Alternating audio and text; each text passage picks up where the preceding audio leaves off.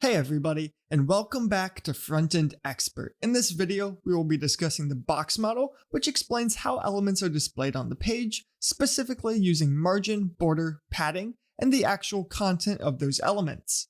So here we have two paragraphs. I'm a paragraph, and I'm another paragraph. And then inside of styles.css, we've set a few properties. We have a margin of 24 pixels on the paragraphs, a padding of 10 pixels on the paragraphs, and a border with 2 pixels of solid black. And then we also have this background color of light blue. So we can come over to the actual output and we can see that we have our two paragraphs. There's some space between them. There's also some space between the content of the paragraph and that black border. So what's actually happening here? We can see in the Chrome inspector, we have our two paragraphs. And if we hover over both of them, we can see the values. And if we look at the bottom right of the styles panel, we can see all of the different values that we have set. So in the middle here, we see the actual content, and this gets highlighted in the output as well. And you can see this sort of just wraps the content of the paragraph, and this goes all the way to the end of the element because this is a block element. So it is filling up the entire width of the parent, which in this case is the body. And then directly outside of the content, we have that padding, and the padding is 10 pixels on all sides because that's what we set in CSS.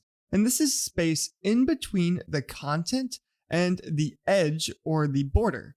So this space is sort of like it's inside of the content in the sense of the background is still there. So this still gets the blue background color, but it is outside of the content. It's just before the border of the content. And then we have the border, which is that 2 pixel solid black that we set. And finally, we have margin, which margin is the space that an element says, this is the minimum space I want between me and other elements. And I say the minimum because one thing you might notice is that even though both of these paragraphs have 24 pixels of margin, they are only 24 pixels away from each other. Those margins aren't adding together. And the way this works is called collapsing margins. So with the vertical alignment, the margins will collapse, meaning we will just use whichever margin value is bigger. However, with horizontal margins, that actually doesn't happen and the margins will be added up together. So if these were next to each other horizontally, we would be adding the values rather than just taking the larger one. One of the first things you might notice here is that we've set the margin to be 24 pixels and this is affecting every direction. However, we might want to only set the margin for certain values. We can see here in the inspector, if we go over to the paragraph tag, the margin has 24 pixels and we can hit this little arrow to see all of the individual values. So margin is actually margin top, right, bottom, and left. So I'll disable this value for a moment and you'll see the paragraphs get a little bit closer together. There's still some margin because there's default margin coming from the user agent style sheet, which in this case is 1 EM. However, let's go back up to the paragraph and what we can do is say maybe all we want is margin bottom.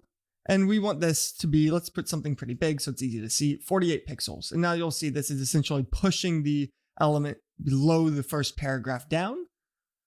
Or the other way we can define these is we can say margin, and then we can do one at a time. So I could say top might be 48 pixels, and then we go right, and maybe I want right to be 24 pixels.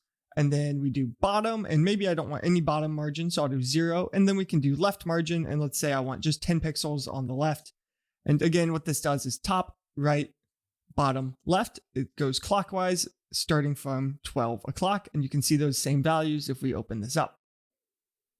We can also define this as just vertical and horizontal. So for example, I could say 48 pixels, 24 pixels. And what this says is 24 pixels of right and left, and 48 pixels of top and bottom. Finally, we can also use a value of margin auto. And what margin auto does is it essentially just allows the browser to sort of make a decision. And most of the time, this will default to be 0. So you can see with margin auto, these paragraphs are essentially touching each other. But what we can also do with margin auto is use it to center elements. So if I come to this paragraph again, we can add a width of say 30%, and you'll see the element is actually centered. However, if we get rid of margin auto, the element will not be centered. It goes back over to the left. So a lot of times you'll see something like 24 pixels space auto to say we want 24 pixels of vertical margin, and then we just want to center the element. And that's a good way to get a very easy, simple layout that works very well. Finally, there's one more trick with margin that we can play around with, and that is to set a negative margin. So I'll go ahead and disable these as well. And let's add one more rule that's just margin left,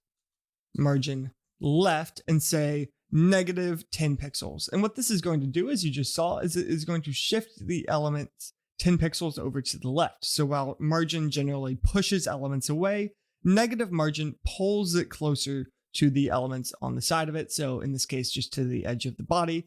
And when I disable this, you can see it moves back over to the right, and margin left negative moves it left again. We usually want to avoid using negative margins too much because it can create some weird effects in our layout, but they can be nice occasionally when you just need to shift something over slightly, and it's an easy way to go about doing that.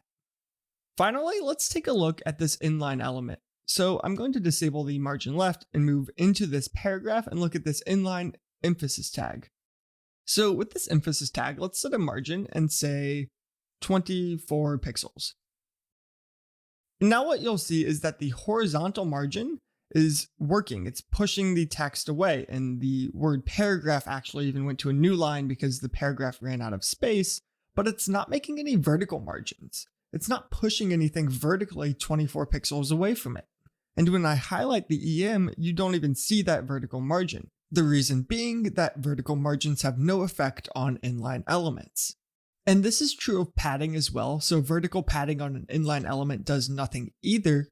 And with that, let's go back up to the paragraph and talk about padding. Padding works very similar to margin, with the primary difference being that the space goes inside of the border rather than outside of the border. So padding's purpose is not to push the element away from other elements. Its purpose is to push the border farther away or closer to the content. And again, padding works exactly the same way. It has a padding top, right, bottom, and left, and we can set these values individually or using just the padding name.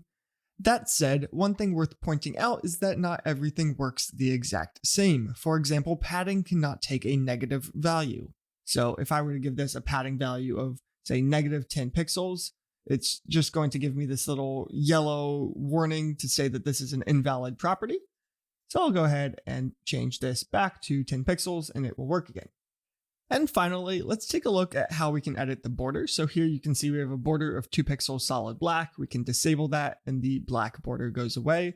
There's not that much to the border. The one thing to know is that you can set just one direction, just like you can with padding and margin. So I could say border top, 2 pixels, solid red, and you'll see we get this red border at the top, but there's no other border, and we could set different borders on different sides. So I could also say border bottom, 2 pixels, solid black. And now we have the black border on the bottom and the red border on the top. We can also set what we call a border radius, so border radius, and this allows us to add some curvature to the outside of the element. So for example, I could say 10 pixels, and we get a nice curved edge to these paragraphs instead of the sharp corners. Lastly, we can also set the border radius using a percentage. So I could say something like 50%.